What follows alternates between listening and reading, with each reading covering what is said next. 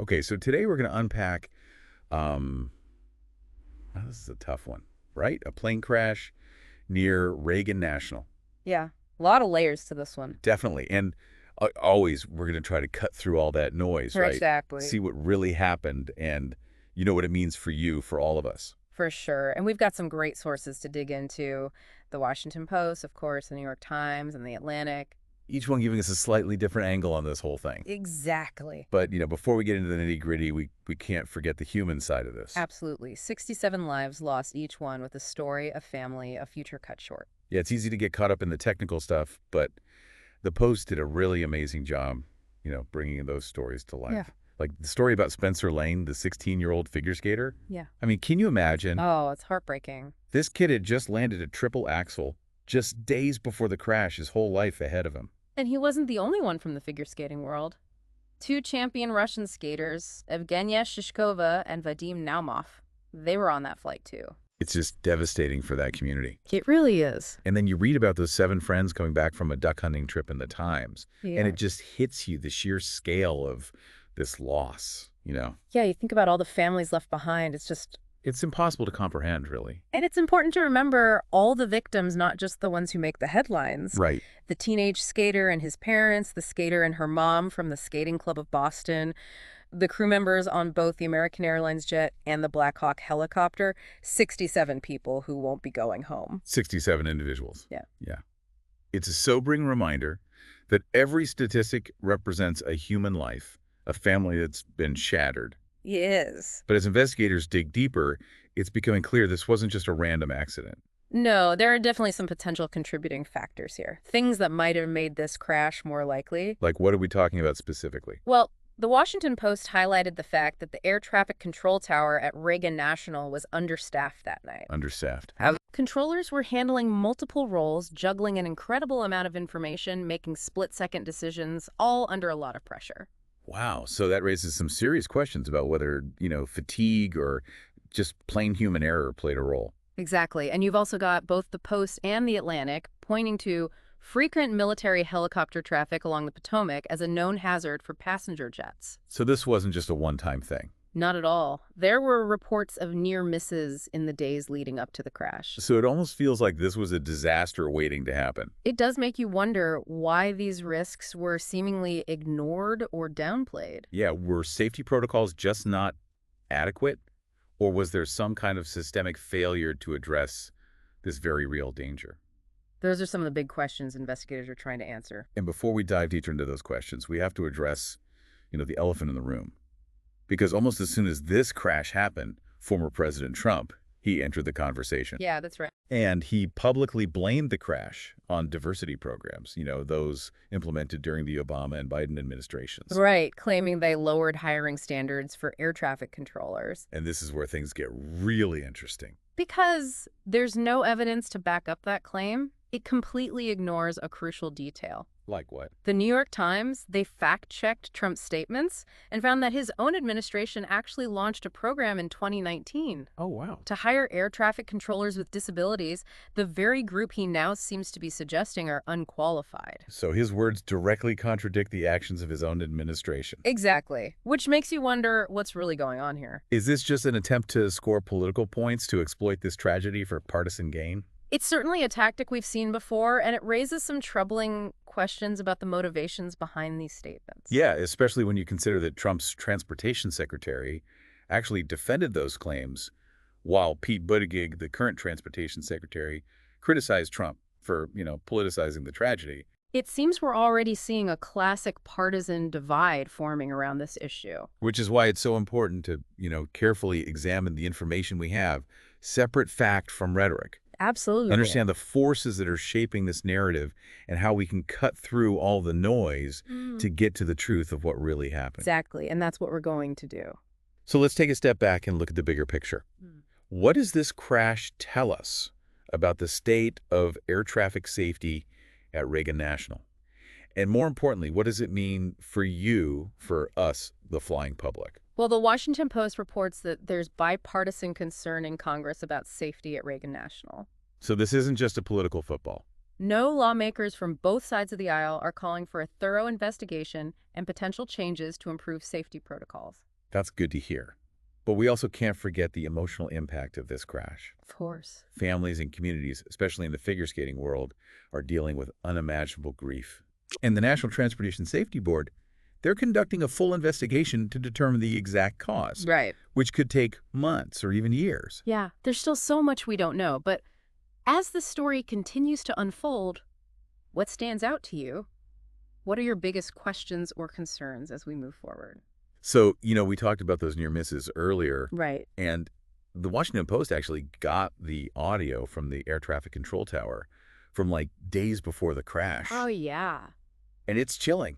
It really is. It gives you a sense of just how close we came to disaster even before the actual crash. Yeah, you can hear the tension in the controllers' voices, right as this regional jet is coming in for a landing at Reagan, and suddenly they have to abort because a helicopter flew too close. Right, in their flight path. Yeah, and the pilot's voice, like you can hear the urgency, almost panic, Yeah. as he says, we had to pull up hard to avoid a collision. It really drives home the point that these weren't just minor incidents. No, not at all. And it turns out that, this wasn't just a fluke either. No, it seems like a more systemic issue. Right, because aviation experts, they're pointing out that these military helicopters, they frequently use a specific flight path along the Potomac. Yeah. And again, this path actually intersects with the approach path for commercial airliners landing at Reagan. So you've got these two flight paths converging. Right, and helicopters often flying at lower altitudes. It's like a recipe for disaster just waiting to happen. Right there above one of the busiest airports in the country. And the Post really emphasizes this point. There have been concerns for years about the potential for accidents in this airspace, especially given the sheer volume of helicopter traffic. And it seems like those concerns weren't really addressed. No, not adequately. And to make matters even more complex, there's a 2021 report from the Government Accountability Office, the GAO, Right. that found that the FAA, they face real limitations in ensuring the safety of all aircraft near Reagan National. It's not just about helicopters and planes. It's about managing this incredibly complex mix of aircraft in a high-traffic area. So that raises the question, right? Is the FAA the agency that's supposed to be ensuring our safety in the skies? Yeah. Are they truly equipped to handle this level of complexity? That's the big question. Right. And are there protocols and procedures, are they strong enough to prevent tragedies like this? It's a question that's been asked before, and not just in relation to Reagan National. Yeah, like remember back in 2019 Oh, yeah. when the FAA had to stop flights at the airport? Because those two air traffic controllers fell asleep. Yeah. Oh, man, that was a wake-up call. It really exposed serious concerns about staffing and fatigue among controllers. And it seems like those concerns are coming up again. Right. The Washington Post points out that the control tower was already understaffed before those controllers were suspended. Right. And it looks like those shortages, they just continued. Yeah. And the night of the crash, 2 of the 4 air traffic control positions in the tower, they were combined. So controllers were handling even more responsibilities than usual. Right. Imagine that workload, already a high-pressure environment. Yeah.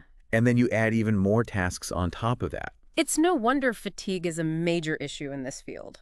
And it's not just about the number of controllers, Yeah. right? Oh. It's about their training, Yeah. the technology they're using, how their shifts are structured. Oh, those things. All of that contributes to their ability to do their jobs effectively under pressure. Exactly. It's a multifaceted problem. Right. So it needs a multifaceted solution. Absolutely. But before we get into potential solutions, we need to unpack the political side of all this. Right. Because it really sheds light on how these events are often framed and, even manipulated. Right, because as we said, President Trump was very quick to blame diversity programs. Yeah. Suggesting that they somehow compromise the competence of air traffic controllers. And the Post and the New York Times, they both make it very clear that there's no evidence to support those claims. No evidence at all. The Times actually called Trump's statements misleading, pointing out how he basically ignored his own administration's hiring policies. Yep. Which actually expanded opportunities for people with disabilities to become air traffic controllers. It's a textbook example of misinformation. It really is. And it underscores, the need for critical thinking. Especially when it comes to emotionally charged events like this. Right. We have a responsibility to dig deeper, to question the motives behind these statements, and to verify the information with credible sources. Absolutely, especially when those statements are coming from influential figures. Exactly. Now, the Biden administration, they've taken a different approach, Yeah. calling for a thorough and impartial investigation by the NTSB Right. and emphasizing the need to focus on safety improvements, They've also stressed the importance of treating the victims and their families with respect and dignity. which I think is crucial. Yeah, absolutely. So where does this leave the FAA? I Well, mean, they're the ones ultimately responsible for air traffic safety. And the Washington Post reports that the NTSB is specifically looking in whether the FAA had any lapses in oversight or regulation that contributed to the crash. this is where it gets interesting.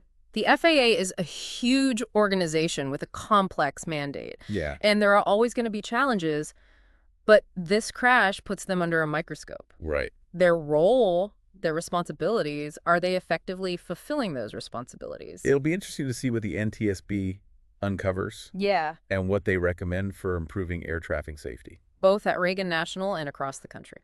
Right, because this crash happens at a time when there's already a lot of debate about the amount of air traffic at Reagan. Yeah, some people want to reduce the number of flights, especially those nonstop flights that were added last year. Some say the airport is just too congested, the risks are too high. But then others argue that Reagan is essential for the regional economy. Right, reducing flights would have a huge impact. So it's a tough balancing act, weighing economic considerations against safety concerns. And it's important to remember that the NTSB investigation could take a long time. Months, even years. Yeah. So while we wait for their findings, what are your thoughts? How can we make air travel as safe as possible Yeah. while still allowing for efficient and accessible transportation? Man, it really makes you think, doesn't it? We've covered so much about this crash, the human stories, the potential causes, the political stuff. Yeah, it's a lot to process. It is, but I keep coming back to those human stories. Me too. It's important to remember those lives lost. Absolutely. And the Post did such a good job capturing those personal stories. We did. We talked about Spencer Lamb, the young figure skater. Right. But there was also Alexis, a friend of the skaters, who died, and she shared with the Post how supportive they were, how much she loved them. Yeah, that really stuck with me too. It's just a reminder of the human connections that were lost in this tragedy. And the impact on the figure skating community? Especially the young athletes who looked up to those skaters as role models. It's a loss that's felt far beyond just the immediate families and friends. Absolutely. So we've got families grieving, communities reeling, and still so many unanswered questions. Yeah, but amidst all that, there's this growing call for action, this demand for answers, and a commitment to making air travel safer. And that's got to be encouraging for those families, right? It is. Congress is taking this seriously, too. There's bipartisan concern about the safety of the airspace around Reagan National. So it's not just talk? No, they're talking about potential legislation, exploring ways to mitigate the risks, prevent future tragedies. So what are they looking at specifically? Well, some are advocating for stricter regulations on military helicopter traffic in the area, Makes sense. recognizing the dangers of those flight paths intersecting with commercial air traffic. Right. And others are focusing more on the human element. Yeah, calling for increased staffing for air traffic controllers, better training. Because those controllers are the front line of air safety. Exactly. And there's a lot of renewed attention on the fatigue issue. Oh, yeah, some experts are suggesting mandatory rest periods and, better scheduling practices. Those controllers aren't overworked and exhausted. Right, because these are high-pressure jobs that require, constant focus. Absolutely. So the FAA is going to have a lot to consider. They do. Weighing the costs and benefits, making some tough decisions about how to balance safety with efficiency and economic considerations. It's a complex equation for sure. It is. But this conversation goes way beyond Reagan National, doesn't it? Yeah, this crash really forces us to think about air traffic safety across the country. Right. The system is so complex and interconnected. And vulnerable to human error. That's right. And this crash is a stark reminder that even small errors can have devastating consequences. It's true, the margin for error in aviation is incredibly thin. So as we wrap up this deep dive, what have we learned? How can we use what we've learned moving forward? That's the big question. We've seen how a tragic event like this can become politicized, how quickly misinformation can spread, and how crucial it is to be, critical thinkers, to question what we hear and find reliable sources. Absolutely. We've learned about the complexities of air traffic control, the challenges of managing busy airspace. And the human cost of these safety failures. Right. But we've also seen that resilience of the human spirit, That's true. all the support for the victims and their families, and that determination to learn from this and make flying safer. Yeah, that's encouraging. It is. Yeah. So as we move forward, how can we balance the need for safety with the realities of this complex and always evolving aviation landscape? Yeah, it's a tough question. It is. Yeah. And what role do we play as individuals, as a society, to ensure that our skies are safe, that our voices are heard, and that those lost in this tragedy are honored through meaningful action? That's something for all of us to think about. It is. Thanks for joining us for this deep dive. It's been a pleasure.